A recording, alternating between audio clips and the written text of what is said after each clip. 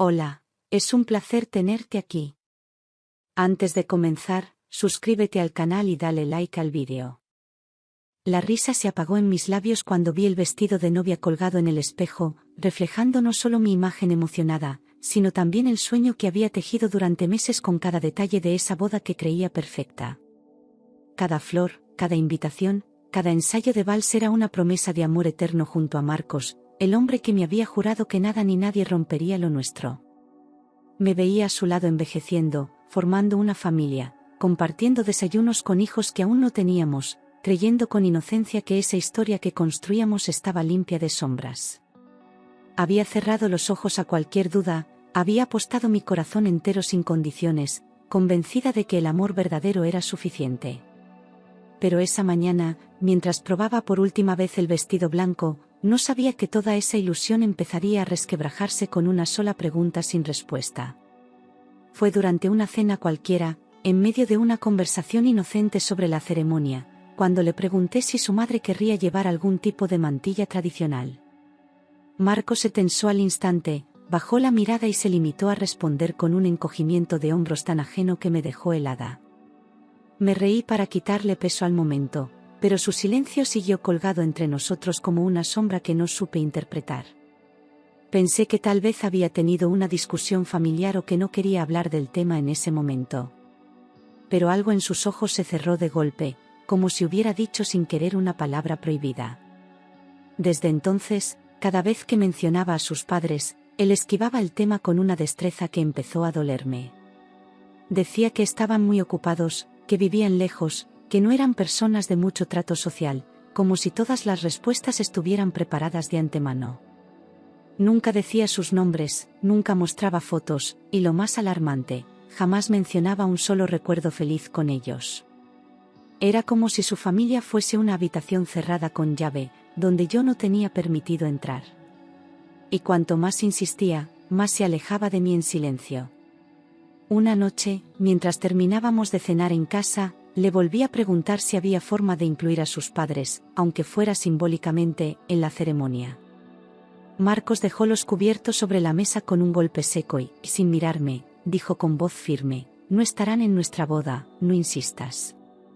Me quedé paralizada, no por la respuesta, sino por la frialdad con que la soltó, como si hablara de completos desconocidos. Intenté preguntar el por qué, pero él se levantó de la mesa y se encerró en el despacho. Ese portazo fue el primer grito sin voz que me rompió por dentro. Esa noche me quedé sentada frente a los restos de la cena, sin mover un músculo, mirando la silla vacía como si aún pudiera encontrar en ella una explicación.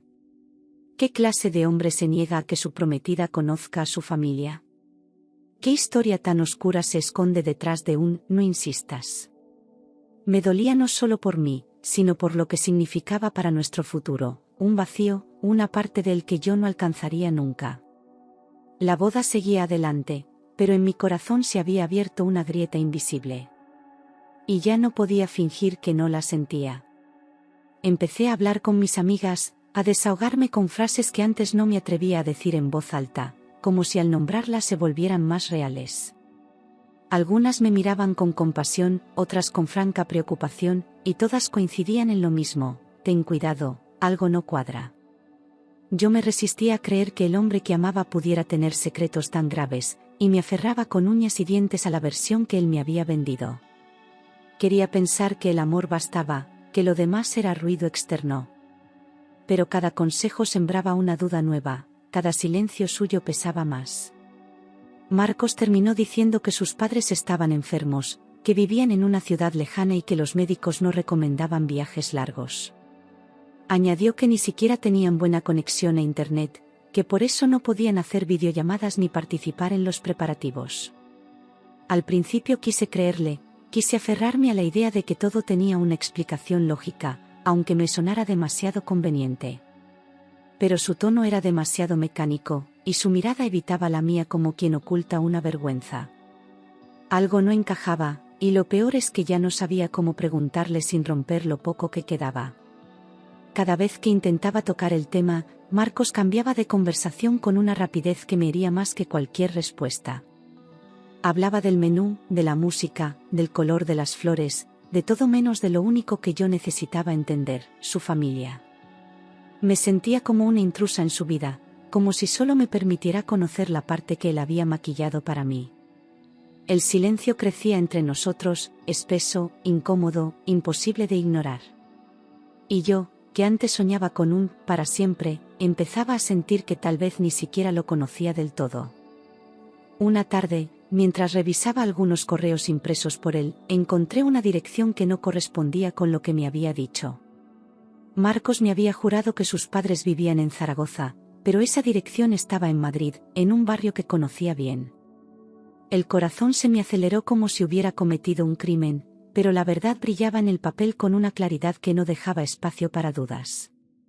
Me senté en el sofá, con las manos temblando y la mente en blanco, tratando de buscar una razón que justificara esa mentira. Pero por primera vez, la confianza empezó a derrumbarse como un castillo de arena. Guardé ese papel como si fuera una prueba secreta, una semilla que me taladraba por dentro cada vez que lo miraba sin que él lo supiera. ¿Qué clase de hombre miente sobre algo tan básico como la ciudad donde viven sus padres? ¿Qué más podría estar ocultándome? La boda se acercaba, pero mis certezas se alejaban, y cada gesto suyo comenzaba a parecerme ensayado. Ya no podía dormir bien, soñaba con pasados que no conocía, con nombres que nunca me dijo. Y aunque aún lo amaba, algo dentro de mí se estaba rompiendo sin remedio. Una noche, mientras él dormía profundamente a mi lado, me levanté en silencio y fui hasta su despacho con el corazón a punto de estallar. Sabía que lo que estaba haciendo era cruzar una línea, pero también sabía que no podía seguir adelante con tantos vacíos en el alma.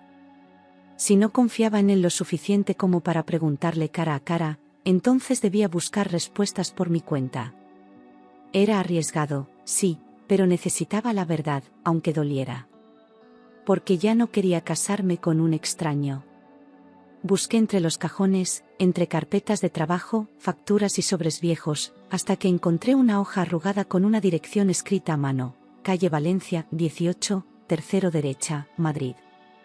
Era la misma que había visto antes en el correo impreso, lo que confirmaba que no era un error ni una coincidencia. Mi pulso se disparó al imaginarme allí, frente a la puerta de sus padres, escuchando verdades que Marcos me había negado. Dudé durante unos segundos, pero el impulso fue más fuerte que el miedo.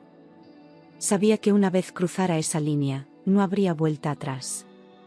Salí de casa temprano, con una excusa torpe y una ansiedad que me quemaba el pecho, mientras el tren hacia Madrid avanzaba como si me llevara directamente al corazón del misterio.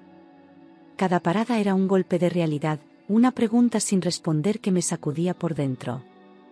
No sabía qué me iba a encontrar, ni si estaba preparada para escuchar lo que nunca se me había dicho. Llevaba años confiando en Marcos, creyendo que lo conocía de verdad, pero algo me decía que estaba a punto de descubrir a otro hombre. Uno que nunca había querido mostrarme quién era en realidad. Cuando llegué a la dirección, me encontré con un edificio antiguo, de esos con buzones oxidados, ventanas rotas y un portero automático que no funcionaba. Las paredes estaban cubiertas de grafitis y la fachada tenía un aire de abandono que contrastaba con todo lo que Marcos decía sobre su infancia normal. Subí lentamente las escaleras, sintiendo como cada peldaño me acercaba más a una verdad que ya intuía amarga. Ese lugar no hablaba de una familia enferma ni ausente, sino de algo mucho más roto. Algo que se había querido enterrar bajo años de silencio. Frente a la puerta del tercero derecha, me quedé inmóvil durante un minuto eterno, con la mano alzada sin atreverme a llamar. Imaginé todos los escenarios posibles: que nadie me abriera, que me echaran, que me mintieran otra vez, que dijeran algo que cambiara todo para siempre. El corazón me retumbaba en los oídos y las piernas me temblaban como si mi cuerpo supiera antes que yo lo que estaba por suceder. Estuve a punto de darme la vuelta, de correr escaleras abajo y fingir que nunca estuve allí. Pero algo me obligó a quedarme, la necesidad de saber. Una voz femenina rompió el silencio desde la escalera de enfrente: ¿vienes por la familia de Marcos? Me giré sobresaltada y vi a una mujer mayor, con bata de estar por casa y una expresión de curiosidad contenida en el rostro. No supe qué responder, el simple hecho de que alguien reconociera su nombre ya me dejó sin aliento. Asentí con la cabeza, incapaz de articular palabra, mientras ella bajaba lentamente un escalón y me miraba como si supiera mucho más de lo que decía. Ese nombre, dicho en voz alta por otra persona, fue como una alarma que no podía ignorar. Al escuchar a la vecina mencionar a Marcos, un escalofrío me recorrió la espalda, como si una parte de mí hubiera esperado siempre ese momento, aunque no supiera exactamente por qué. La mujer bajó la voz y se acercó, con esa familiaridad que solo nace del dolor compartido o del escándalo conocido por todos. Me preguntó si era su pareja, y cuando le dije que estaba a punto de casarme con él, soltó un suspiro largo, casi de lástima. Me miró con una mezcla de advertencia y compasión que me erizó la piel. Su silencio posterior decía más que cualquier palabra. En este edificio nadie confía en ellos, murmuró la vecina, sin apartar los ojos de mí, como si quisiera asegurarse de que entendiera el peso de lo que estaba diciendo. Me habló de discusiones constantes, de gritos en la madrugada, de visitas de la policía y rumores de estafas y deudas impagadas. Yo escuchaba en silencio, con la garganta cerrada, sintiendo que cada frase derribaba un poco más la imagen que tenía del hombre al que amaba. Ya no era solo una mentira aislada, era una historia entera escondida. Y yo estaba justo en el centro de ella, sin haberlo sospechado. La vecina continuó, casi como si llevara años esperando a que alguien viniera a escucharla, contando cómo los padres de Marcos habían tenido problemas con todos los vecinos del bloque. Mencionó peleas por dinero, acusaciones de robos menores, deudas con prestamistas, e incluso amenazas cruzadas. No sabía qué parte era cierta y cuál exagerada, pero la insistencia de la mujer y su tono sincero me helaron el alma. No era una familia discreta o distante, era una familia rota, con un pasado que él había intentado borrar. Y ahora, todo ese pasado estaba llamando a mi puerta. De pronto, mientras la vecina seguía hablando, la puerta del piso se abrió de golpe con un estruendo que me hizo dar un salto hacia atrás. Un hombre apareció en el umbral, alto, demacrado, con la ropa desordenada y una mirada vidriosa que no dejaba lugar a dudas. Sabía perfectamente quién era yo. Nos observó con un gesto entre la furia y el desprecio, como si mi sola presencia fuera una ofensa. No dijo ni una palabra al principio, solo se apoyó en el marco de la puerta, respirando con dificultad. Y yo, paralizada, comprendí que aquel era el padre de Marcos. Tenía las manos temblorosas, la barba descuidada y una mirada dura que hablaba de años de rabia contenida y alcohol barato. «Así que tú eres la ingenua que va a casarse con mi hijo», soltó con una risa amarga que me perforó el pecho. Sentí que el mundo se detenía, que todo lo que creía saber se desmoronaba frente a mí, sin compasión. El hombre no ocultaba su desprecio, como si llevara mucho tiempo esperando vengarse de su propio hijo a través de mí. Y en sus ojos rotos vi algo que me hizo temblar, odio, puro y seco. Nada más dar un paso hacia el interior, me golpeó un olor espeso, penetrante, mezcla de tabaco rancio, licor barato y algo más que no supe identificar, pero que hablaba de abandono. La sala estaba en penumbra, con muebles desordenados, botellas vacías por el suelo y cortinas que nunca se habían abierto. El padre de Marcos volvió a reír, esta vez con un tono aún más amargo, como si su miseria le diera derecho a burlarse de mí. Sentí arcadas, no solo por el ambiente, sino por la imagen que se me desmoronaba en la mente. Ese lugar era un espejo roto de la verdad que él nunca quiso mostrarme. «Así que tú eres la ingenua», repitió el hombre, caminando hacia mí con pasos lentos, arrastrando los pies como quien carga con demasiados años de odio. Me señaló con un dedo torcido por el tiempo y murmuró que su hijo siempre había sido un cobarde, un manipulador, un ladrón disfrazado de buen chico. Quise interrumpirle, defender a Marcos, pero algo en su voz, seca, cargada de resentimiento, me hizo quedarme callada. No hablaba para hacer daño, hablaba como quien ya ha perdido todo. Y entonces supe que estaba a punto de escuchar lo que Marcos me había negado durante años. Las palabras que salieron de su boca fueron cuchillos directos al alma. «Ese cabrón nos robó todo lo que teníamos. Se fue y nos dejó con las deudas. Si tú crees que te ama, es porque todavía no te ha quitado nada». Me quedé en silencio, sintiendo que el aire me faltaba, que mi cuerpo no me respondía. No quería creerlo, no podía creerlo, pero algo en su tono, en su mirada herida, me decía que no estaba mintiendo. Intenté replicar, balbucear algo en defensa de Marcos, pero la voz no me salió. Por primera vez, me sentí completamente sola. Me explicó, sin filtros ni dramatismos, que Marcos había cortado todo contacto con ellos hacía más de 5 años, justo después de sacar varios préstamos a nombre de su padre y desaparecer con el dinero. Dijo que intentaron denunciarlo, pero que los abogados solo vieron papeles firmados y nada que hacer.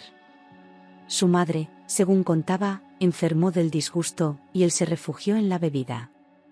Me habló de llamadas ignoradas, de mensajes sin respuesta, de un hijo que eligió el silencio como castigo.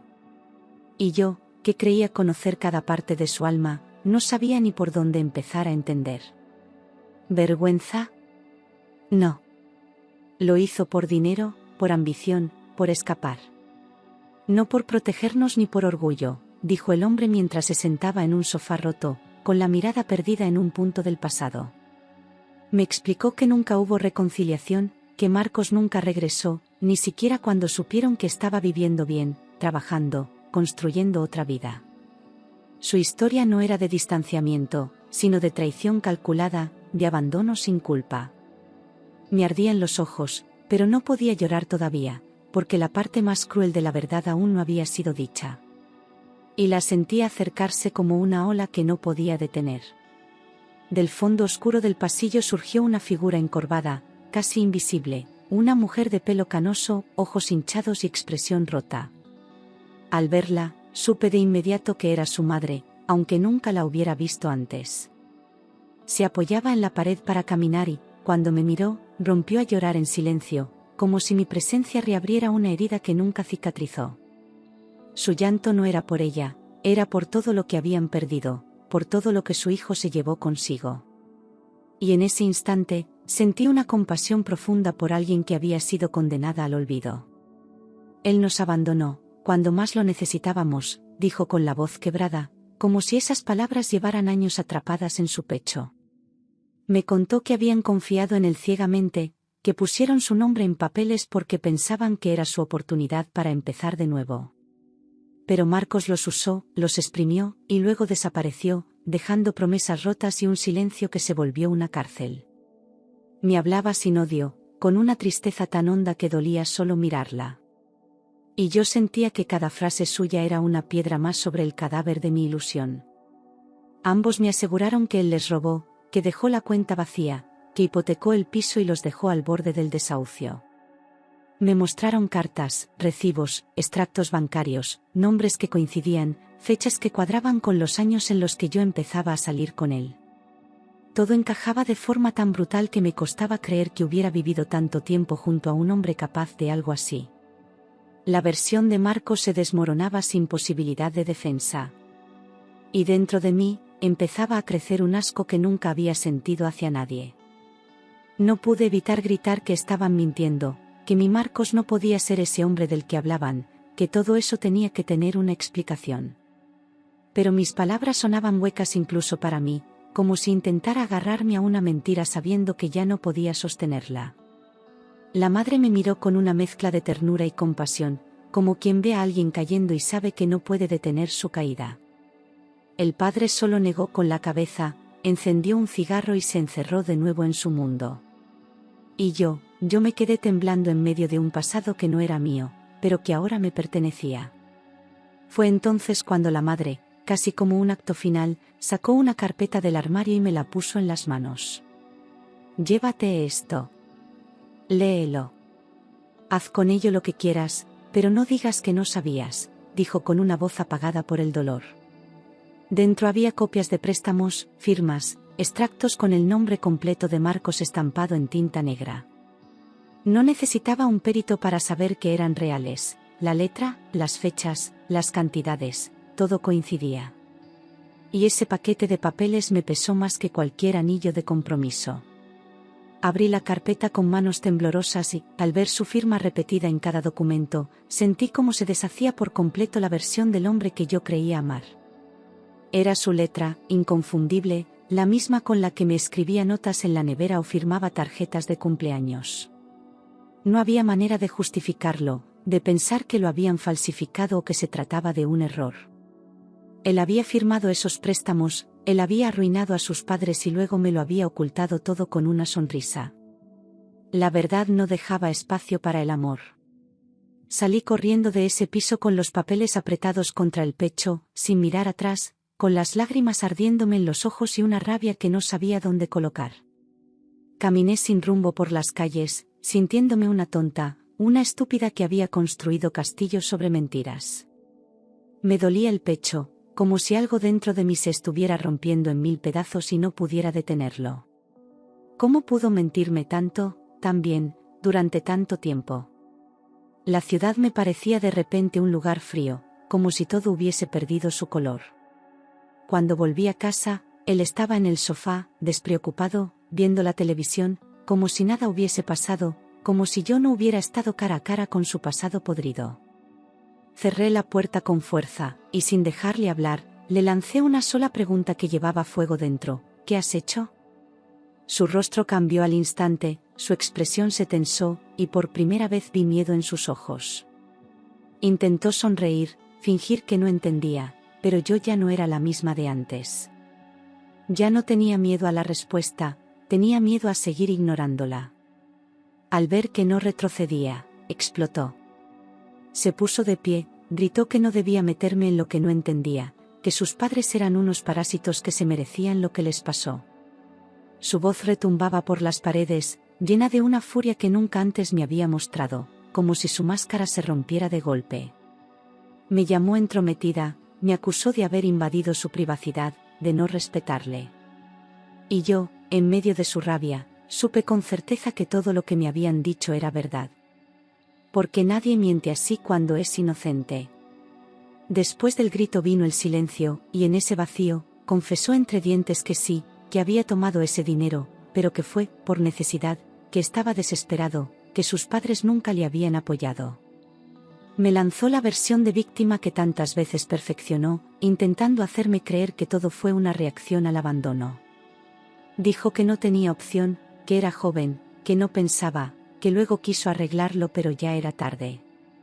Cada palabra me dolía más, no por lo que decía, sino por todo lo que aún seguía ocultando. Ya no podía creerle. Insistí, lo presioné, y al final la verdad salió como veneno. El dinero no fue para sobrevivir ni para empezar una nueva vida, fue para pagar apuestas, deudas con gente peligrosa. Me miró con los ojos bajos, derrotado, sabiendo que ya no quedaba nada que salvar.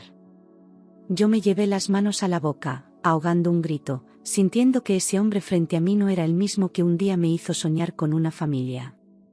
Había perdido todo por su adicción, por su cobardía, por no enfrentar sus errores. Y ahora, quería arrastrarme con él.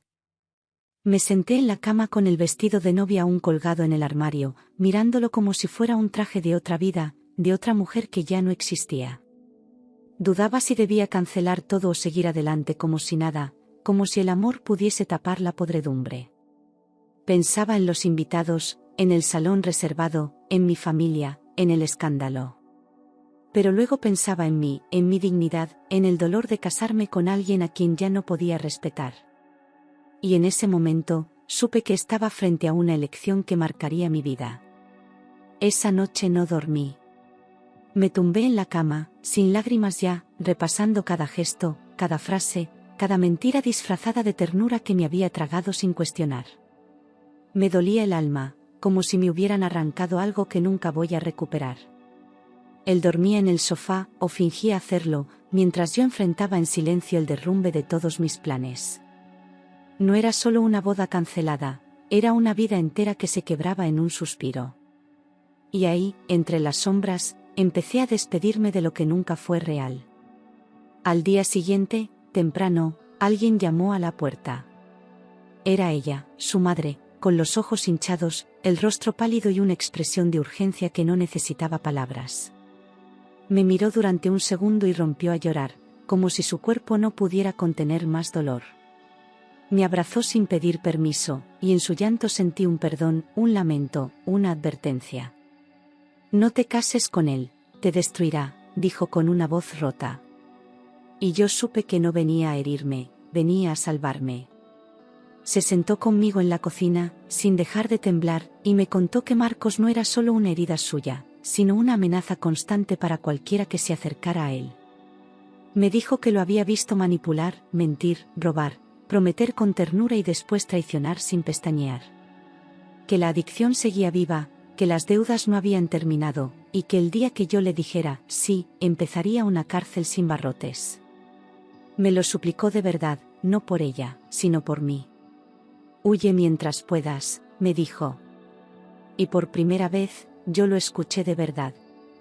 Después de que su madre se marchó, me quedé sola en la cocina, mirando la taza de café que ni siquiera había tocado, con la mente dividida entre el amor que aún sentía y el miedo que me invadía. Era como si tuviera dos voces dentro, una que gritaba que escapara ya, y otra que susurraba que aún podía salvarlo. Me preguntaba si el amor era suficiente, si merecía una última oportunidad. Pero cada recuerdo venía acompañado de una mentira, de una traición, de un dolor que no terminaba de cicatrizar. Y ya no sabía si seguía luchando por él o por la imagen que me construí de él.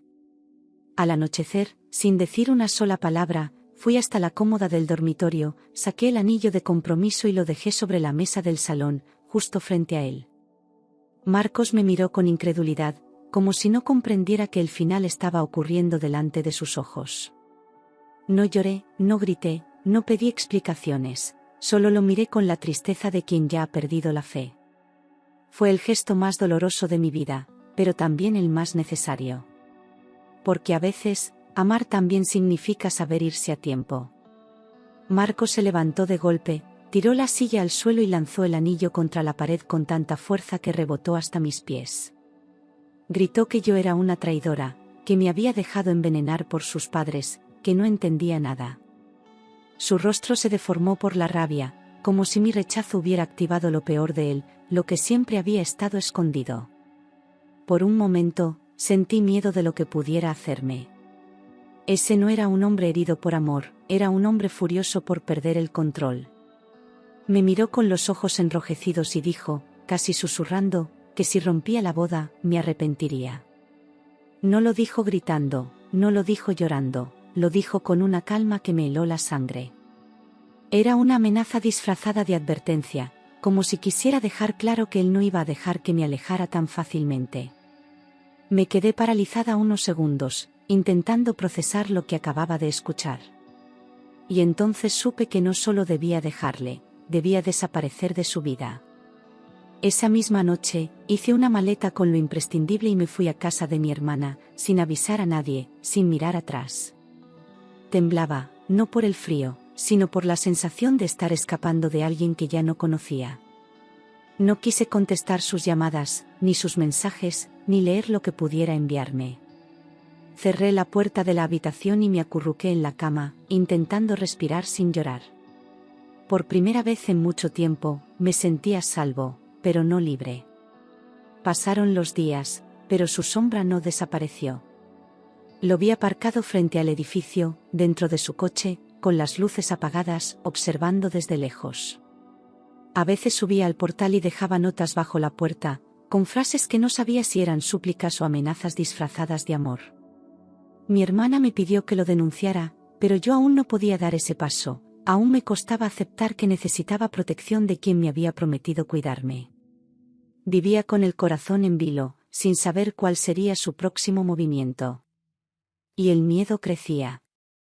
Una noche, cuando todo parecía calmarse, su madre me llamó desde un número desconocido. Su voz sonaba agitada, entre lágrimas, diciendo que Marcos había tenido un accidente. Me quedé helada, sin saber si debía correr al hospital o colgar de inmediato. Ella me rogó que fuera, que él estaba mal, que quizás quería verme. La contradicción fue brutal, el mismo hombre del que huía ahora estaba herido, vulnerable. Y algo dentro de mí, no sé si por costumbre o por amor, me hizo salir sin pensarlo. Cuando llegué al hospital, me explicaron que había tenido un choque fuerte contra una farola, tras perder el control del coche en una curva. Iba solo, borracho, sin cinturón, y milagrosamente había sobrevivido con algunas fracturas. Lo encontré en una sala blanca, conectado a suero, con los ojos abiertos y esa mirada que ya no sabía si era odio o rencor. No me dijo gracias, no me preguntó por qué fui. Solo murmuró que todo era culpa mía, de mis dudas, de mi traición. Y en ese momento entendí que nada había cambiado. El frío del hospital no venía del aire acondicionado, sino de la distancia irrecuperable que ya nos separaba. Me senté a su lado, sin tocarle, sin hablarle, solo observándole con la sensación de haber amado a un desconocido. Él me miró con desprecio, como si mi presencia le humillara en lugar de reconfortarle. No había ni una chispa de ternura, ni un gesto de arrepentimiento. Y yo supe que mi presencia allí no servía de nada. Que ya no quedaba nadie por salvar. Antes de que me marchara, me lanzó una última frase cargada de veneno: todo esto es culpa de mis padres, y tuya por darles la razón. Incluso desde la cama de un hospital, con huesos rotos y la vida pendiendo de un hilo, seguía negando su responsabilidad. No pidió perdón, no confesó más verdades, solo buscó a quien culpar. Me levanté, sin rabia, sin dolor, solo con un vacío inmenso en el pecho. Y en la puerta, al girarme por última vez, supe que ya no volvería a verle igual nunca más. Salí del hospital sin mirar atrás, con la certeza dolorosa de que no podía salvar a alguien que no quería cambiar. Había entregado todo: amor, paciencia, confianza, incluso mi dignidad, y él lo había aplastado bajo sus mentiras. Me dolía reconocerlo, pero Marcos estaba perdido, no por un accidente, sino por años de decisiones egoístas. Quererle ya no era suficiente, seguir con él era una condena. Y por primera vez, elegí salvarme a mí misma. Llamé al salón de eventos, al florista, al fotógrafo, a cada invitado, uno por uno, con la voz firme y el corazón encogido.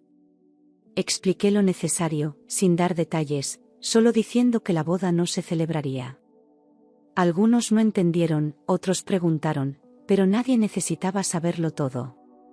Lo importante era que ya no habría vestido blanco, ni votos, ni promesas vacías. Solo quedaba el eco de un sí, que jamás iba a pronunciar. Las noticias corrieron rápido: que si lo había dejado plantado, que si había descubierto una infidelidad, que si estaba loca. Recibí miradas inquisitivas, comentarios maliciosos, mensajes disfrazados de preocupación que solo buscaban morbo. Nadie sabía la verdad, pero todos opinaban como si la supieran. Me sentí juzgada, expuesta, como si además del dolor tuviera que cargar con la vergüenza pública. Pero aún así, no me arrepentí. El primer día sin anillo, sin fecha de boda, sin él, fue extraño, pero respiré. Respiré como hacía tiempo no lo hacía, con los pulmones llenos y el pecho más liviano, como si el dolor diera paso al alivio. Aún dolía, claro, pero también sentía que algo dentro de mí se despertaba. Me miré al espejo y ya no vi una víctima, vi a una mujer que sobrevivió. Y esa sensación, por mínima que fuera, era mía. Volví a mi trabajo, retomé proyectos abandonados, salí con amigas que había descuidado y recuperé espacios que ya no recordaba que me pertenecían. Redescubrí mi voz, mi risa, mi silencio sin miedo. Cada día dolía un poco menos, cada paso era una victoria secreta. No era fácil, pero era real. Y por fin, caminaba hacia adelante. A veces lo veía desde lejos, en una esquina, saliendo de una farmacia, sentado solo en un banco. Siempre con la mirada perdida, más delgado, más viejo, como si el tiempo le pesara distinto. Nunca se acercó, nunca volvió a buscarme de frente, pero su presencia seguía ahí, como un recuerdo que no terminaba de irse. Ya no me paralizaba, pero tampoco me dejaba indiferente. Era la prueba viviente de lo que escapé a tiempo. Nunca volví a verle con amor. Solo con una tristeza serena, con una compasión que no pedía explicaciones. No podía perdonarle, no por orgullo, sino porque el daño fue demasiado profundo, demasiado consciente. Él eligió cada mentira, cada silencio, cada herida. Yo elegí sobrevivir. Y en esa distancia, cada uno quedó donde debía estar. Aprendí que el amor no basta, que sin verdad, la entrega se vuelve una trampa. Que a veces el enemigo duerme a tu lado, disfrazado de caricia, prometiéndote futuros que nunca llegarán.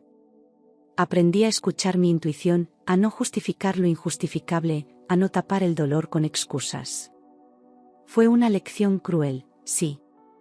Pero fue la que me salvó. Un día cualquiera, su madre volvió a aparecer, esta vez más tranquila, más fuerte, con una luz apagada pero firme en la mirada. Me dio las gracias. Dijo que no solo me había salvado a mí, sino que también le había abierto los ojos a ella. Que necesitaba que alguien le mostrara el fondo para poder subir a la superficie. Nos abrazamos, no como cómplices del dolor, sino como sobrevivientes. No lo dije en voz alta, pero lo sentí con cada latido. Nunca más volvería a cerrar los ojos ante una señal. Nunca más permitiría que el amor me cegara al punto de perderme a mí misma. Me prometí respetar mis intuiciones, mis límites, mi historia. No por miedo, sino por amor propio. Porque después de tanto, al fin entendí que quererme era mi única obligación. Un año después, me desperté con el sol entrando por la ventana, sin alarmas, sin sobresaltos, sin nadie a mi lado que me apagara la luz del alma. Preparé café, abrí las ventanas y puse música, sintiendo que por fin ese espacio era mío, sin miedo, sin sombras. Volví a escribir, a bailar por el pasillo, a mirar el futuro con ilusión. No necesitaba un nuevo amor, ni una redención externa, me bastaba conmigo. Porque entendí que a veces el verdadero final feliz es empezar sola, pero en paz. Encontré en un cajón una carta que había empezado a escribirle tras su accidente, llena de rabia, dolor y preguntas que ya no necesitaban respuesta. La leí una vez más, con la serenidad de quien ya no espera justicia, solo descanso. No la terminé, no la envié, la rompí en silencio. Porque entendí que cerrar una herida no requiere explicaciones, sino decisiones firmes. Y la mía ya estaba tomada. Me fui sola a Lisboa, ciudad que siempre soñé conocer pero que había postergado por amor. Caminé por sus calles sin mapas, me perdí entre azulejos, me reencontré en cada puesta de sol. Nadie me preguntó por mi pasado, nadie me juzgó por lo que no fue. Y en ese silencio nuevo, sin preguntas, me sentí por fin libre. Era mi vida, mi historia, mi segundo comienzo. En un curso de escritura conocí a Clara, una mujer fuerte, divertida y con heridas propias que llevaba con orgullo. Hablamos durante horas de todo y de nada, sin máscaras, sin miedo a rompernos. Ella no me salvó, pero me acompañó, y a veces eso es más valioso. Juntas reímos de nuestras tragedias pasadas como quien ya no les teme. Y por primera vez, me sentí acompañada sin condiciones. Volví a pasar por el barrio donde vivían sus padres, por pura casualidad, y los vi de lejos saliendo del portal. No me vieron, no los saludé, pero sus rostros ya no me producían dolor, sino un respeto silencioso. Entendí que todos fuimos víctimas de un mismo engaño, aunque de formas distintas. No necesitaba revivir nada con ellos. Solo agradecí, en silencio, por haberme contado la verdad. El vestido de novia seguía guardado en un rincón del armario, envuelto en su funda, esperando un destino que ya no le correspondía. Un domingo lo saqué, lo miré, y en vez de tristeza, sentí gratitud. No por lo que representaba, sino por todo lo que me enseñó. Lo doné a una organización que ayudaba a mujeres en situación de violencia. Que otra pudiera volver a soñar, aunque yo haya despertado. Un día lo vi, años después, cruzando una calle del centro, más envejecido, más solo, con los hombros caídos. Nuestros ojos se cruzaron por un segundo, pero ninguno se detuvo. No hubo palabras, ni reproches, ni necesidad de nada. Solo un cruce de caminos que ya no se tocan. Y en mi interior, sentí un alivio inmenso, ya no dolía. Mi sobrina me preguntó una tarde por qué nunca me casé. Le conté que una vez estuve a punto, pero elegí algo más importante, elegirme a mí misma. Sus ojos brillaron de admiración, como si hubiera descubierto que las princesas también saben decir no. Entendí que mi historia, con todo su dolor, podía sembrar fuerza en otras. Y esa fue mi victoria más grande. Durante mucho tiempo no hablé del tema, no porque me doliera, sino porque ya no ocupaba espacio en mi presente. Aprendí que no todo se supera hablando, algunas cosas se curan en el silencio. No necesitaba recordarlo para aprender. Solo necesitaba seguir caminando sin arrastrarlo. Y eso fue suficiente. Un día, sin buscarlo, alguien me sonrió distinto. No prometió nada, no pidió explicaciones, solo me ofreció calma. No sentí mariposas, sentí paz. Tal vez era amor, o tal vez era solo una señal de que estaba lista para sentir de nuevo. Esta vez, sin prisas, sin ceguera, con los ojos bien abiertos. Y con el corazón entero, pero mío.